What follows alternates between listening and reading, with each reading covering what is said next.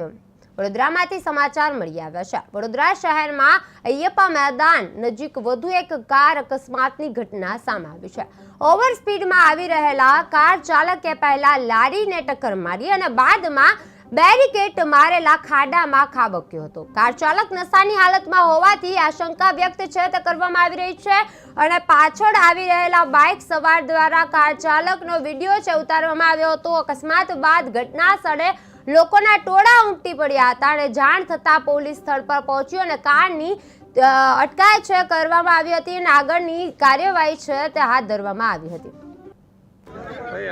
Mangal Pandey road ઉપરથી આ ગાડી અમદાવાદ પાસિંગની હતી। મારું જાણવા મળ્યું છે કે અરણી બાજુનો કોઈ છોકરો હતો યંગ બ્લડ, એ મંગલ પાંડેથી સમા ગામ બાજુ આવી રહેલો હતો। તો વચ્ચે ઉલોલિયા હનુમાનજીનું મંદિર આવે છે, તઈ ગાડી શાકની લારીવાળો એક ભાઈ જતો ટામેટા લઈને, તો એને અથડાવી એ ભાઈને માથા ઉપર ઈજા થઈ છે। મારા ખ્યાલથી શાહજી હોસ્પિટલ લઈ ગયા છે।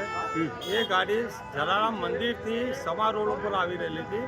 અહીં અમારી કામગીરી કોર્પોરેશનની ચાલી રહેલી હતી, પણ બેરિકેડ કરેલું તો બી એ 100-120ની સ્પીડ ઉપરથી એના સ્ટેરિંગ પરથી કાબુ ગુમાવ્યો।